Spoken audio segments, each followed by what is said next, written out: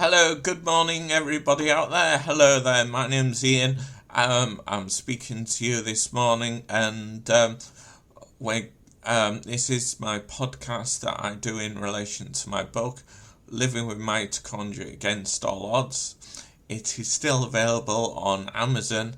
You can download it off Amazon. I have mitochondria disease, and it's just showing that. One, it is my autobiography, with which up until a couple of years ago is what I've done up until a couple of years ago, and also it's kind of showing, even though you're in a I'm in a wheelchair and I'm visually impaired, you can just do as much as you want, or a fair bit, as much as you want. Today I'm going to Kielder in a couple of weeks, and I thought, what a great opportunity to talk to you about the first. I think I've been there three times I've been to Kielder. It is a outdoor activities centre for disabled in Northumberland. And like I say, it's outdoor centre. I think they've got a couple of extra things since I've last been, so I'll be able to tell you all about them when I get back. But the first time we went, which is the main thing that I'll tell you about this time, I went with one of my old PAs. And we stayed at the Calvert Trust, Kielder, and we kind of caught what we were calling an independent. So Diane kind of helped me all through the time there. So we went on this kind of motorboat. We did some canoeing. I told them about my exploits canoeing, so one of the other instructors paddled with me in a duo, which is what I use sometimes in York, and then the rest of the respite group were on like a raft. There was two boats moored together, so they paddled that. So that was good. We did some archery, although not the greatest at archery, because obviously I can't see the target. I used to have a dartboard when I was a kid, and I think there was more holes in the wall than there was in the dartboard. What else did we did? Some climbing and some abseiling. So we climbed up the wall. There's an outside wall and an indoor wall. So we climbed up the wall, and then we abseiled back down it. We did some sailing. And obviously, unless you're like really experienced, the instructor's kind of telling you what to do all the time, which sail to put out and things. And also, when I was with Diane, and when I've been on respite as well, we've gone on to, there's like a bird sanctuary there,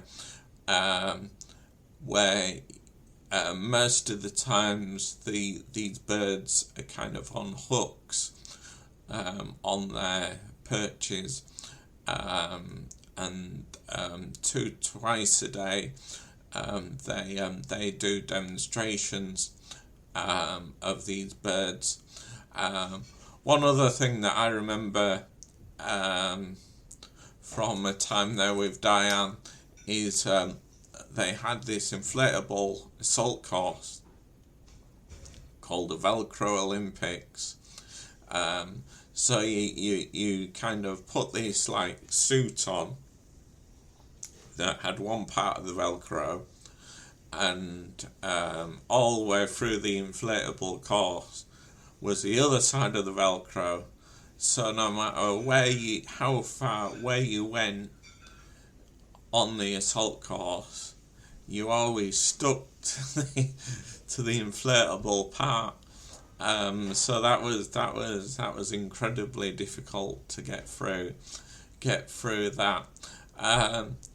Another thing that I did when I was there as an independent, we went to Alnwick for the day, and I think we looked around Alnwick Castle, and I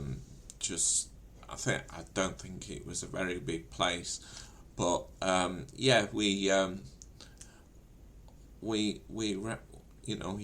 a look around Alnwick, which was good. We went. I think there was a swimming pool at Kielder, which we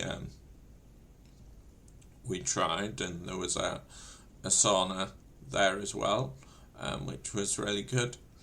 And yeah, so that was Kielder. So in a couple of weeks, going back on respite. Hoping. Last time I was on respite, I was in what you would expect like a hospital bed size. And the first time I was on respite, I said to the girls, I said, oh, I nearly fell out of bed last night. And someone said, oh, you want to put the sides up? So the following night, I got the helper to help me into bed and put the sides up and that. And then, of course, I needed the toilet in the middle of the night, so I wouldn't usually buzz them, but I mean, I buzzed them, and the carer came and helped me out of bed,